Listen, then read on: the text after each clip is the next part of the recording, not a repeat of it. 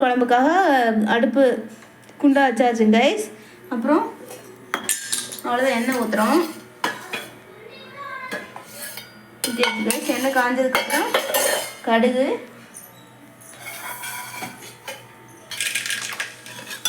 கடுகு பொரியுது. பொரிஞ்சதுக்கப்புறம் லைட்டாக சோம்பு பொரிஞ்சதுக்கப்புறம் வெங்காயத்தை போட்டுடலாம். வெங்காயம் போட்டதுக்கப்புறம் கருவேப்பிலை,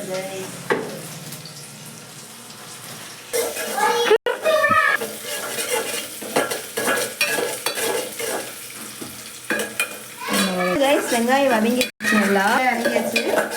தக்காளி கொஞ்சம் போட்டு வதக்கிடுங்க.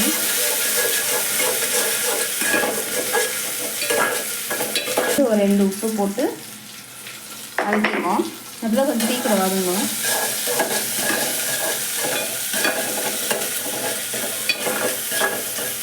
காலிஃப்ளவர்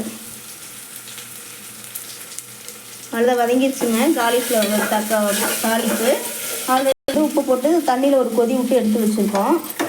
இப்போ அதை போட்டு லைட்டாக வதக்க போகிறோம்.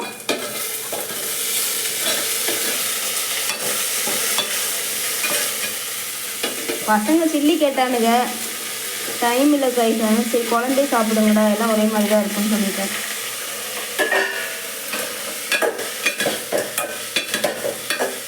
அதனால் ஒரு பரட்டு இப்படிக்கா ஒரு பரட்டு, அப்படிக்கா ஒரு பரட்டு, இப்படிக்கா ஒரு பரட்டு, அப்படிக்கா ஒரு பரட்டு கட்டி ஒரு 2 மினிட்ஸ் அப்படியே சிம்லேயே வச்சு பரட்டிகிட்டே இருக்கணும் காய். அப்புறம் அதில் இருக்க தண்ணியெல்லாம் கொஞ்சம் ட்ரை ஆகும்.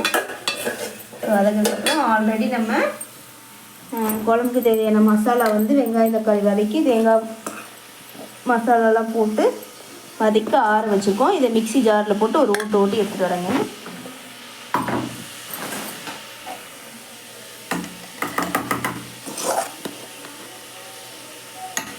ரொம்ப சிம்பிள் தான் கைஸ். சும்மா ஜஸ்ட் ஒரு வெங்காய தக்காளி வதக்கி தாளித்து எடுத்து விட்டு குழம்பு ரெடி. வெங்காய தக்காளியை போய் அரைச்சிட்டு வந்துடலாம். மிக்ஸியில் கொஞ்சம் வதங்கிடுச்சு. மசாலா எடுத்து ஊற்றினா அவ்வளோதான். இப்போ இந்த மசாலா அரைச்சிட்டு வந்துடுறேன்.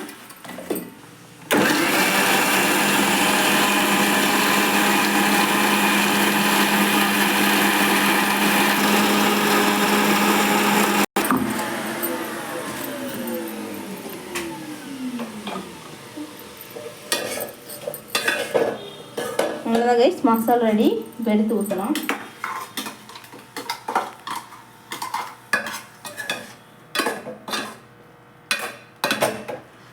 மிக்ஸி ஜாரை கழுவி எடுத்து அவ்வளோதான் கைஸ், தலை உப்பு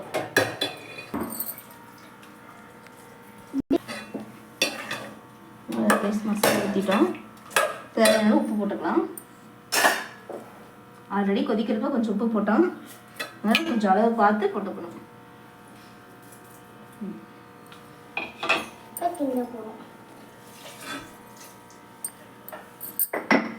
அவ்வளோதான். இது கொஞ்சம் நேரம் கொதிச்சு வேகணும்.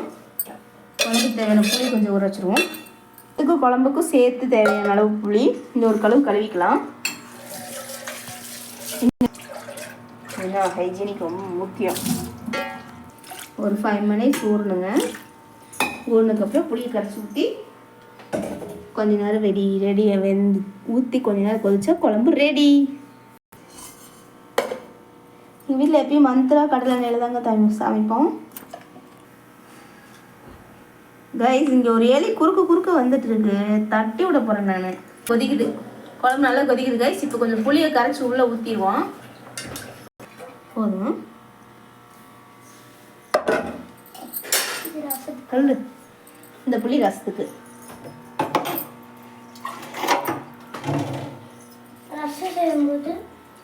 அவ்வளோதான் கைஸ். ஒரு 5 மினிட்ஸ் அந்த புளி கொஞ்சம் கொதிச்சுட்டு காய் கொஞ்சம் வந்துச்சுன்னா இறக்கிடுவோம். அவ்வளோதான், குழம்பு ரெடி. சுவையான சூடான காலிஃப்ளவர் குழம்பு தயார் கைஸ். இப்போ நம்ம ரசம் தயாரிக்க போகிறோம். அதுக்கு தேவையான புளி கரைசல் கரைச்சாச்சு. இப்படி தான் உதவும். இப்போ நம்ம புளி கரைச்சி வச்சுருக்கோம். ரசத்துக்கு தேவையான அளவு புளி இப்போ அது கூட ஒரு தக்காளி பழத்தை எடுத்து போட்டு, ரசத்துக்கு புளி போட்டாச்சு. புளி கரைசலில் ஒரு 2 தக்காளி, நல்லா பழுத்த தக்காளியை போட்டு நல்லா நம்ம கையிலேயே நல்லா போட்டு மசிச்சுக்கிறோம். அது ரொம்ப ஹார்டாக இருந்துச்சுன்னா ஒரு 2 மினிட்ஸ் லைட்டாக மசிச்சு வச்சுட்டு கொஞ்ச நேரம் ஒரு 2 மினிட்ஸ் அப்படியே விட்டுட்டோம்னா அது கொஞ்சம் நல்லா சாஃப்ட் ஆயிடும். அதுக்கப்புறம் நல்லா கொஞ்சம் நேரம் கழிச்சு நல்லா மசிச்சா ஈஸியாக மசிஞ்சிடும். நம்ம கொஞ்சம் நேரம் ஊறுறக்குள்ளேயும் நம்ம போய் கொஞ்சம் ஜீரக மிளகு நுணுக்கிட்டு வந்துடுவோம். அப்புறம் ஜீரகம், இதான் ரைஸ் நம்ம ரசத்தோட ஸ்பெஷலு. தேவையான அளவு ஜீரகம்,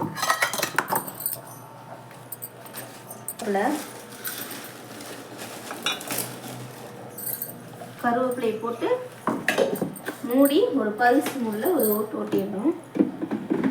எங்கிட்ட அம்மி இல்லை கைஸ், அதனால மிக்சியில் போடுறோம். அம்மி கீழே இருக்குது, கீழே எப்படா போய் இறக்கிட்டு மேலேயே ஒரு ஓட்டு ஓட்டிக்கிறது.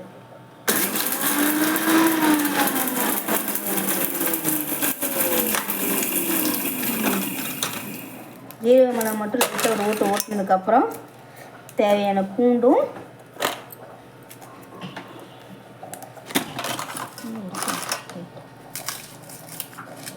கைஸ். அதுக்கப்புறம் இது பூண்டு ஒரு 4, பச்சை மிளகாய் 1 போட்டு லைட்டாக அப்படி ஒரே ஒரு ஓட்டு தான். அப்போ அதில் வந்து பூண்டு மிளகு வந்து இந்த மாதிரி லைட்டாக தெரியணும். அப்போ தான் அந்த ரசம் டேஸ்ட்டாக இருக்கும் கைஸ். அது ஆல்ரெடி நம்ம ஒரு 2 மினிட்ஸ் ஊற வச்சுக்கணும் கைஸ். இப்போ கசிச்சோம்னா நல்லா தக்காளி ரொம்ப சாஃப்டாக ஈஸியாக டக்குன்னு கசிஞ்சிடும். கசிஞ்சதுக்கப்புறம் இந்த ஜீரக மிளகு எடுத்து ஒன்றா எடுத்து போட்டுருங்க.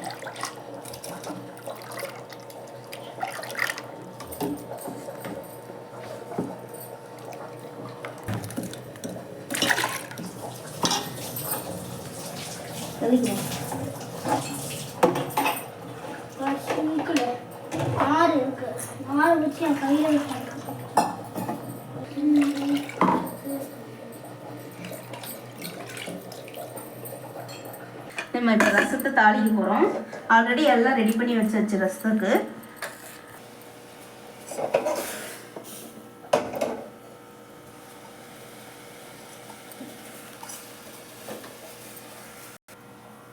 தேவையான அளவு எண்ணெய் ஊற்றிக்கோங்க.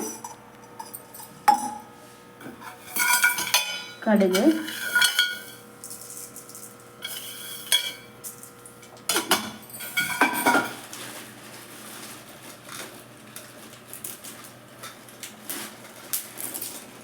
கடுகு தாளிப்பு போட்டாச்சு.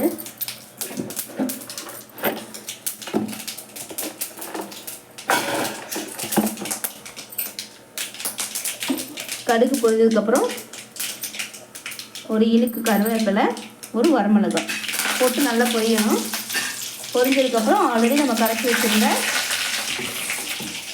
ரசத்தை தண்ணி வச்சு ஊற்றிடணும். அவ்வளோதான். தேவையான அளவு உப்பு,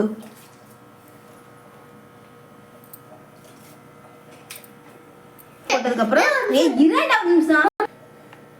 அதுக்கப்புறம் தேவையான அளவு ஒரு சிட்டிகை மஞ்சத்தூள். நான் ஆல்ரெடி பெருங்காய கட்டி போட்டு வச்சுருக்கேன், அது உள்ளே போட்டுறோம். கைஸ் போடவே இல்லை கைஸ், சும்மா சொல்கிறாங்க. அவ்வளோதான், மஞ்சத்தூள் போட்டாச்சு. ஒரு லைட்டாக ஒரு கிண்டி அதுக்கப்புறம் மல்லித்தலை போட்டுட்டு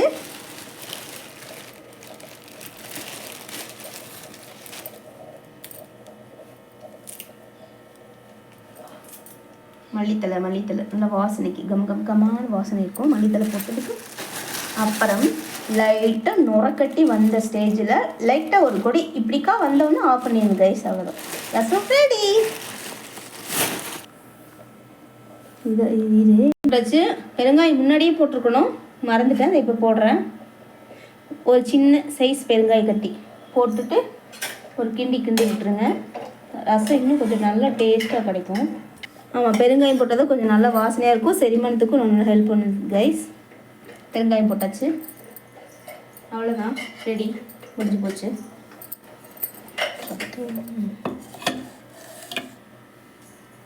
கைஸ் குழம்பு தயாராகிடுச்சு. குழம்பு எடுத்து ஊற்றிடுவோம். வேறு பாத்திரத்தில் ட்ரான்ஸ்ஃபர் பண்ணி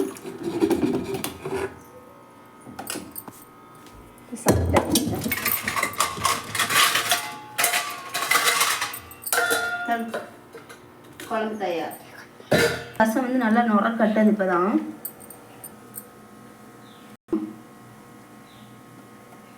நுர கட்டின செகண்ட். நம்ம உப்பு போடலைன்னா சைடில் கொதிக்கும் கைஸ். நம்ம உப்பு போட்டோன்னா நடுவில் கொதிக்கும் லைட்டாக. அதை இருக்குமா இல்லையான்னு கண்டுபிடிச்சிடலாம். அவ்வளோதான் கைஸ், ஆஃப் பண்ணிடுவோம். முடிஞ்சு அவ்வளோதான், முடிஞ்சு. வேறு ஒரு பாத்திரத்தில் போட்டு வச்சுருவோம். அவ்வளோதான் கைஸ், நம்ம வீட்டு ரசம் குழம்பு தயார். பாருங்கள், பார்த்துட்டு டேஸ்ட் எப்படி இருக்குன்னு சொல்லுங்கள்.